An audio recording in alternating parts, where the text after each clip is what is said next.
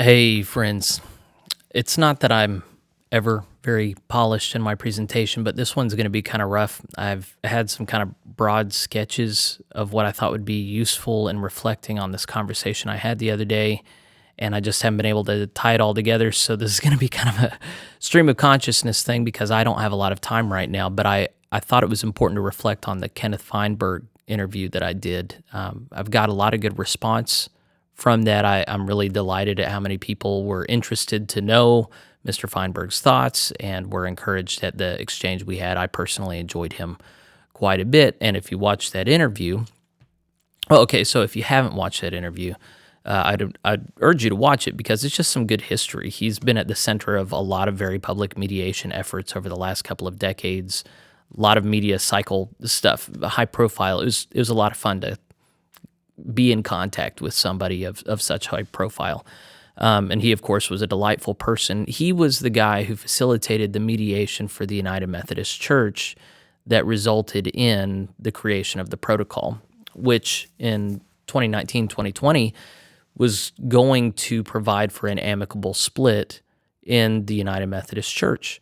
And it had all kinds of hope and promise, and yet it fell apart because of this strategy that we've seen on the part of United Methodist leadership to prolong and delay things as much as they have. And so eventually you had an abandonment of the protocol from those on the left, and those on the right left and started their own denomination and have been kicked on their way out the door several times, and we are where we are.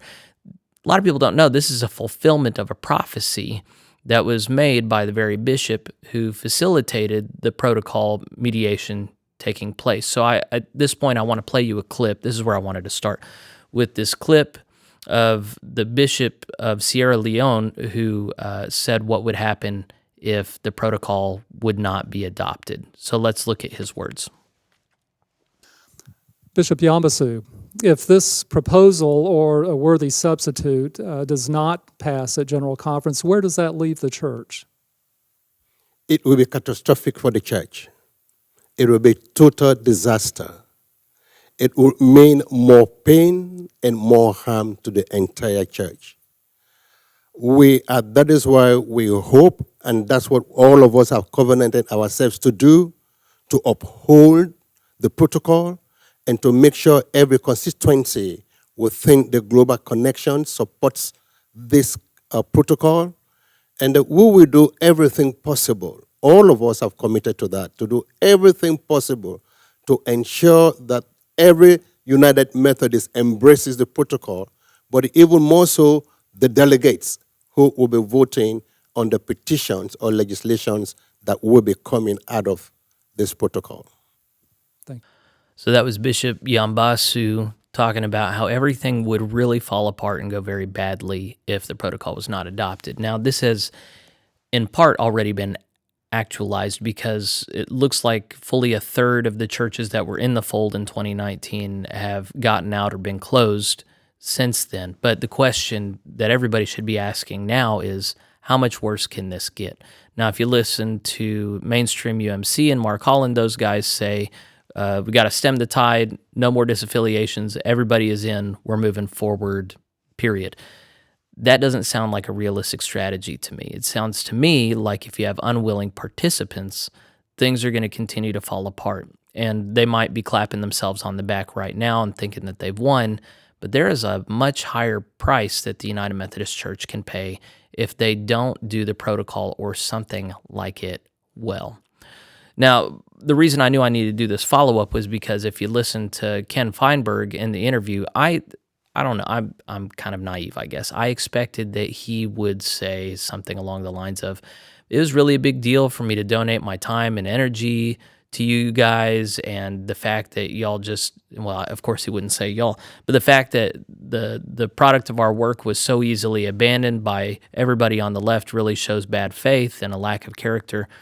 He didn't say anything like that. He essentially said, well, that's how the cookie crumbles. You know, there was a delay.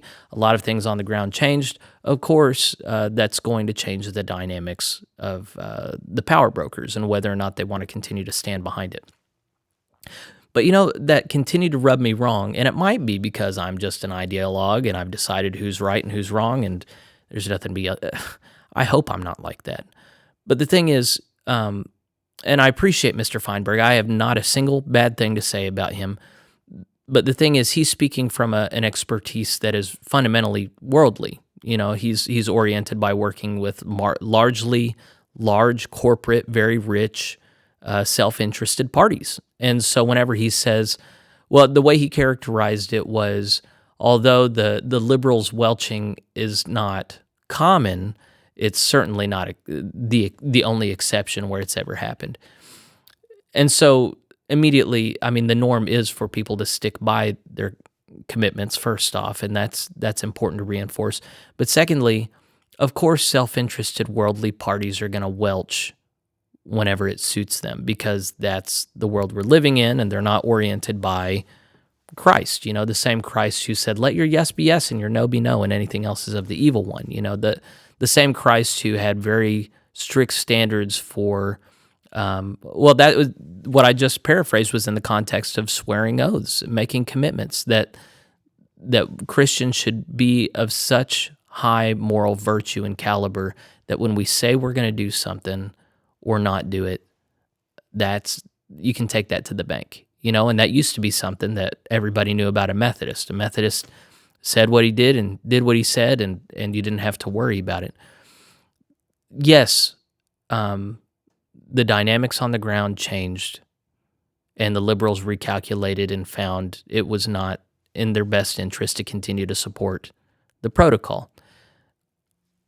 I get how Feinberg says that's normal, but I still think if you're going to be a Christian organization, you're held to a higher standard. And I think there is a fundamental notion of right and wrong where people know if this much time and energy went into, if you got all these people around the table and they all came to this decision, then you owe it to them in the purity of that moment and the purity of those intentions and this public commitment to it in the sight of everybody and God, not to welch. If you don't know that word, it's what we use in the South when somebody backs out of a commitment. So as I was thinking about this, even worldly people know how not good it is to back off from an agreement, and especially whenever it doesn't suit you anymore. So I was remembering, I used to watch Seinfeld a little bit, and this is something that was a recurring theme, actually. I thought of the Indian Giver episode, actually, and I didn't play that because it's offensive, and 2 clips is enough. The first clip here is when Jerry shows up. He's made a reservation for a car. I'm sorry, we have no midsize available at the moment. I don't understand. I made a reservation. Do you have my reservation? Yes, we do. Unfortunately, we ran out of cars. But the reservation keeps the car here. That's why you have the reservations. I know why we have reservations. I don't think you do. If you did, I'd have a car. See, you know how to take the reservation, you just don't know how to hold the reservation. And that's really the most important part of the reservation, the holding. Anybody can just take them. Let me speak with my supervisor. Here we go.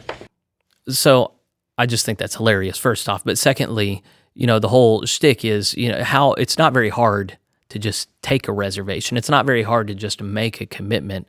It is what is needed, though, in order for this world to function. In order for reservations to mean anything, you have to hold the reservation. And similarly with this protocol, if that was to mean anything, they have to stand by their commitments. Why on earth should people believe that the current leadership of the United Methodist Church is going to do anything hard or fulfill any commitments if they can just say, well, we redid the calculus and it doesn't suit us anymore, so we're not going to do that. Nobody wants to be in relationship with somebody who does that. Nobody wants to be in relationship with someone who just says words as though they don't mean anything, and you can change them along the line, and then they'll say, oh, I know what this means. But no, if you're not maintaining your commitment, you don't seem to understand the authority that you carry or how much it matters. The second one I remembered was when Kramer decides he's going to build levels in his apartment to increase the square footage, and Jerry, right off the front bat, says, I know you're not going to do this. There's no way you're going to do this, and they make a bet.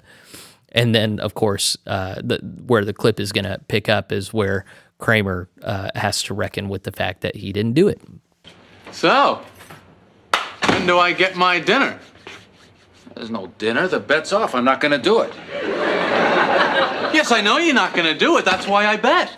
There's no bet if I'm not doing it. That's the bet. That you're not doing it. Yeah, well, I could do it. I don't want to do it. We didn't bet on if you wanted to do it. We bet on if it would be done. And it could be done. Well, of course it could be done.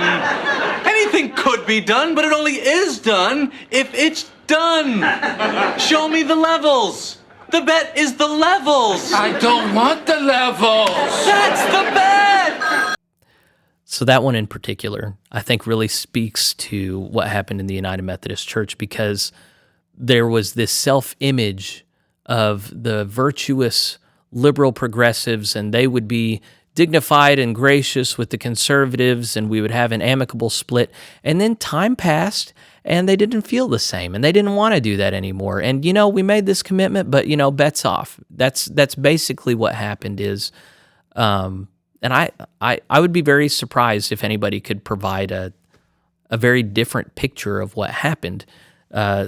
Yes, dynamics changed, and they didn't want to anymore, and so they just called it off. Essentially, I know we're against betting and gambling as Methodists, but making this commitment is essentially like it's a binding bet. Is saying, here's who we're going to be, here's what we're going to do, and here's how it's going to work, even if things change. Like that's implicit in the whole arrangement. Now, granted, nobody knew there was going to be a 4.5-year delay, but that does not mean that, as Feinberg said in the interview, I said, none of these factors you're talking about, Dotson and the bishop dying, so much time passing, none of that really changes materially, principally, what the agreement was and what needs to happen. And he fully agreed with that.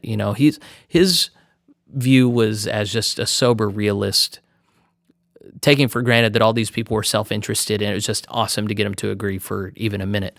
But I think as Christians, our standards have to be higher. And I'm not going to say anything about the Jewish faith because I'm not a Jew. But with Christians, it's just so clear to me, you don't even have to be a Christian to know that words matter, commitments matter, and welching, not only does it harm the United Methodist Church, not only does it harm their future ministry, but it harms the social fabric. Like, I remember I knew a guy in Idaho who he owned a bunch of land and he used it to farm a bunch of corn. And he had a long-term cooperation with a cattleman who they had a multi-million-dollar deal over the course of several years that was based on nothing in writing, only a handshake. And he was very proud of that. He said, this guy is a solid straight shooter, so am I. We don't need all that paperwork in the middle. And meanwhile, we have a world that is highly litigious, has all this paperwork, and people break commitments all the time, and for the church to be a part of that degradation of culture really is a sad thing. I knew I needed to have some scripture involved here, and so at this point, Psalm 120 is what is coming to my mind to understand what's happened in the United Methodist Church. I've thought about it several times over the last couple of years. In my distress, I cried unto the Lord, and he heard me. Deliver my soul, O Lord, from lying lips, and from a deceitful tongue. What shall be given unto thee, or what shall be done unto thee, thou false tongue? Sharp arrows of the mighty with coals of juniper. Woe is me that I sojourn in Meshech, that I dwell in the tents of Kedar. My soul hath long dwelt with him that hateth peace. I am for peace, but when I speak, they are for war. And it seems to me that for a moment, by God's provision, and maybe something to do with Hillary Clinton, if you don't know what I'm talking about, watch the interview. It's super interesting.